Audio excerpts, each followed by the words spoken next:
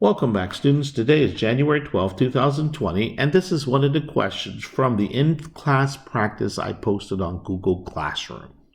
So let's go ahead and get started.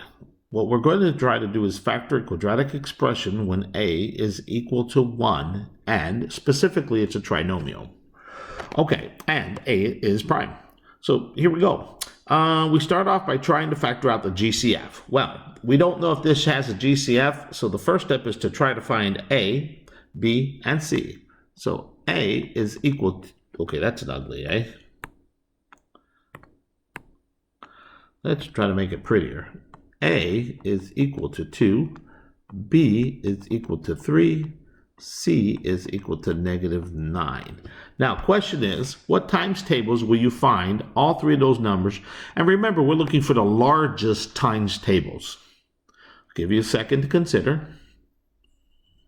All right, that's your time. And the answer is, well, it's just +1. So we have no GCF, so we're going to move to step number 2. Step number 2, if A is not equal to 1, and this example, A is not equal to 1, then you will need to find all the factors of A and C. So let's list them over here. Okay, the factors of A are going to be 1 times 2. And the factors of C are going to be either 1 times 9 or 3 times 3. So we found all the different factors possible. All right, so we're going to move to step number 3. Try to create B using these factors, the factors of A and the factors of C. Use the sign of B to help you. All right, so look at B. You notice B is positive and C is negative. So what that tells us is, in order to get 1 times 9 to be negative, one of those numbers has to be positive and the other has to be negative.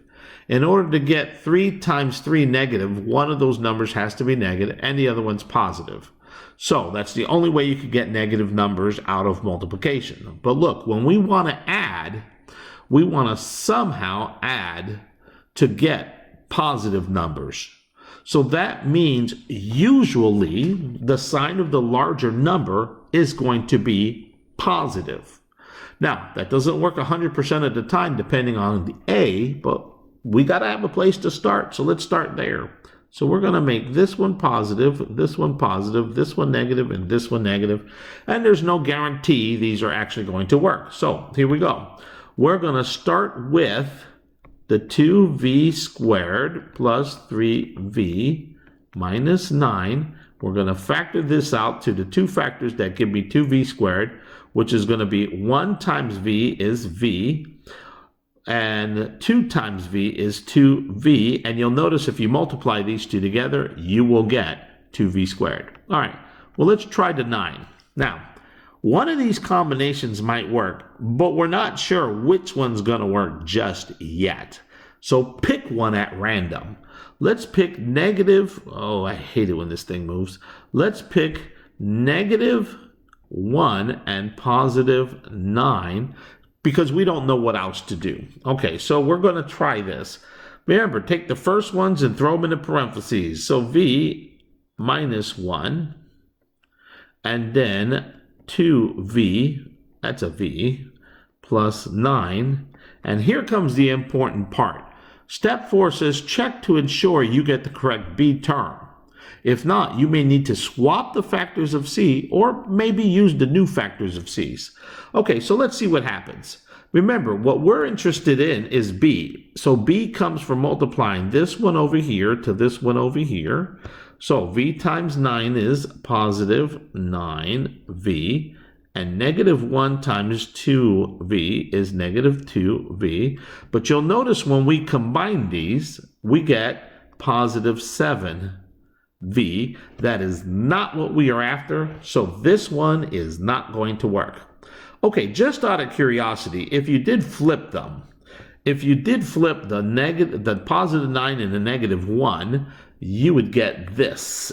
Let me erase this.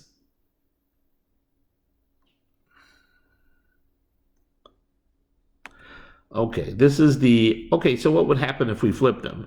If we made positive 9 over here and negative 1 over here, and we did v plus 9 and 2v minus 1, you'll notice that, well, we're going to have a problem. This isn't going to work either.